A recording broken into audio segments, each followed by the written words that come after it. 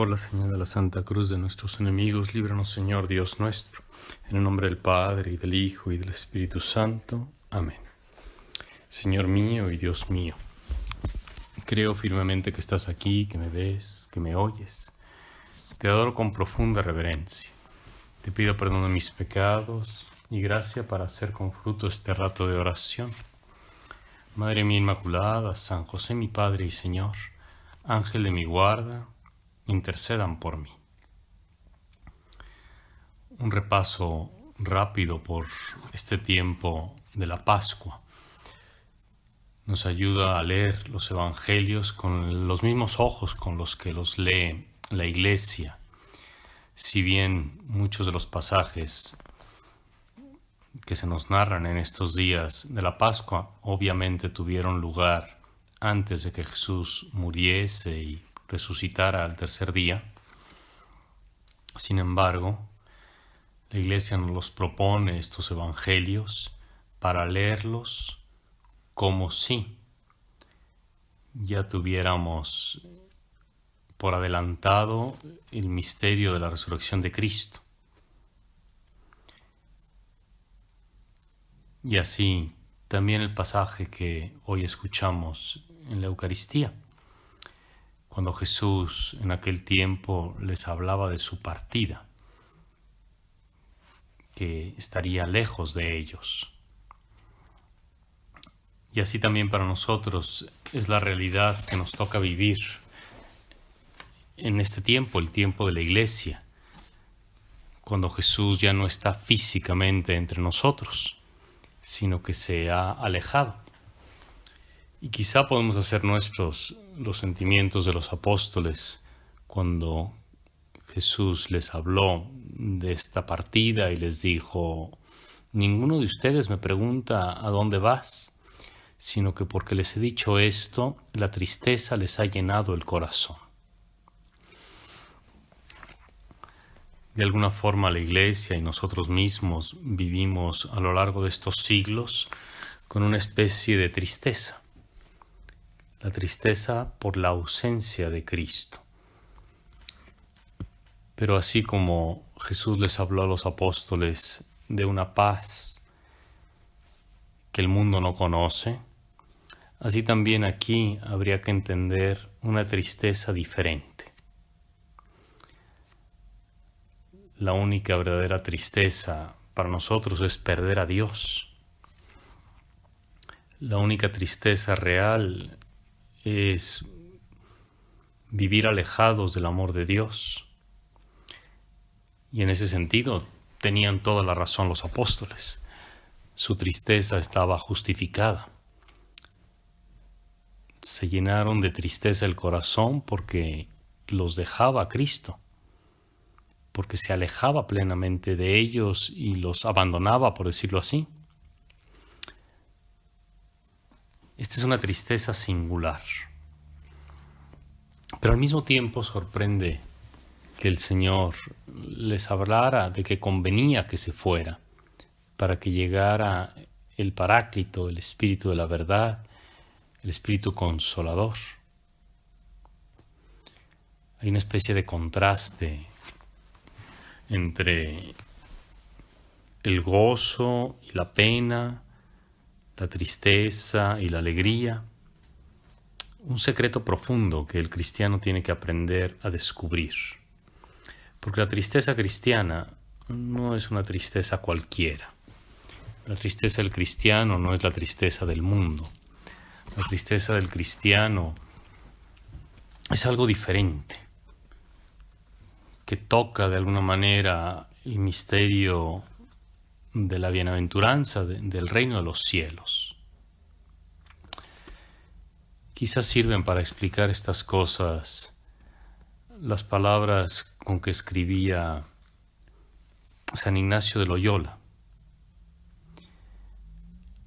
Escribía a uno de los jesuitas de los primeros tiempos, hablándole de las lágrimas. Y es que hay que saber que San Ignacio de Loyola tuvo a veces muchas lágrimas, el don de lágrimas. Lloraba físicamente por distintas razones. por los pecadores, lloraba de amor, lloraba por estar, como decirlo así, desterrado en este mundo, desterrado en esta tierra, como gimiendo por el reino de los cielos, por encontrarse en el cielo y saberse más bien todavía en medio de las cosas del mundo.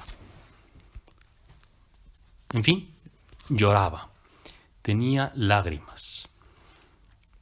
Esas lágrimas reales, ahora sí que de los lagrimales de los ojos, eran manifestación de algo mucho más interior, de algo mucho más profundo. Y precisamente por ello tenía que aclararles a algunos que lo conocían y que habían sabido de estas lágrimas, que en realidad no es necesario para todos y ni siquiera conveniente tener esas lágrimas, que lo importante es que en la parte superior del alma haya compasión de las miserias de los prójimos y querer ayudarles. No son necesarias ni otras lágrimas ni otra ternura de corazón. Lo que nos debe pesar son las miserias de los prójimos, las verdaderas miserias, que estén lejos de Dios, que no conozcan el amor de Cristo, que vivan obscurecidos por sus propios pecados, por sus vicios, por sus modos mundanos de hacer. Lo que nos debe doler es que no confíen en el poder de Dios, que se resignen a vivir con sus malos hábitos, o que crean que sus pecados o sus faltas no tienen solución. Todo eso nos pesa realmente. No nos deben pesar otras cosas, ni la pérdida de la fortuna, ni de la salud, ni de las cosas físicas y materiales. Y tal vez por eso el mismo Jesús tenía que enderezar la tristeza de los discípulos. Se entristecían en parte con razón, pero en parte no. La razón que llevaban ciertamente es que se veían privados de la presencia física de Cristo, que ya es sin duda un bien que todos deseamos.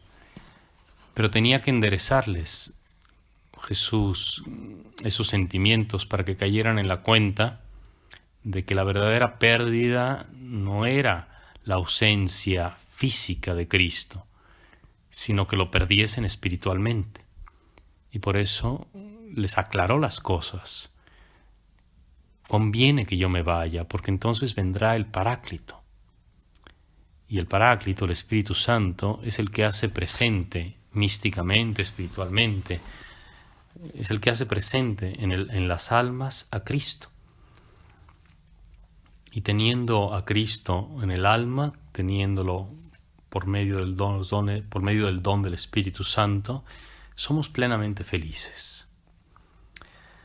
El caso es, pues, que San Ignacio de Loyola les aclaraba estas cosas, diciendo que no se fijasen tanto en las lágrimas exteriores, sino más bien en lo interior.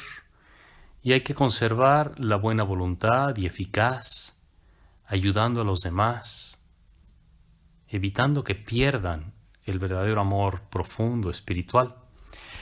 Y termina esta carta haciendo una breve anotación que resulta esclarecedora.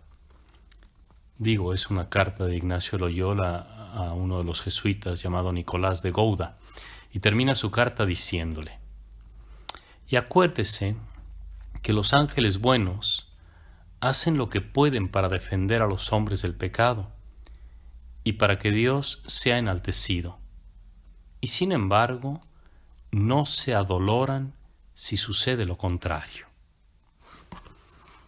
Frase que quizás suena en primera instancia enigmática, pero con ella Ignacio Loyola está queriendo distinguir entre una tristeza meramente humana, sensible,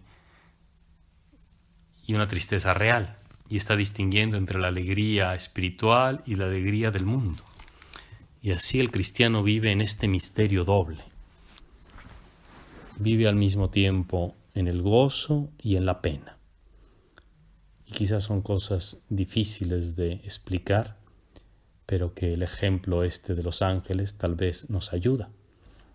Nos entristecemos cuando el pecado hace presencia en nuestra vida, cuando hace presencia, cuando el hombre peca, el prójimo peca, pero al mismo tiempo no perdemos la paz y el gozo porque somos hijos de Dios y la resurrección de Cristo ha vencido el pecado y la muerte.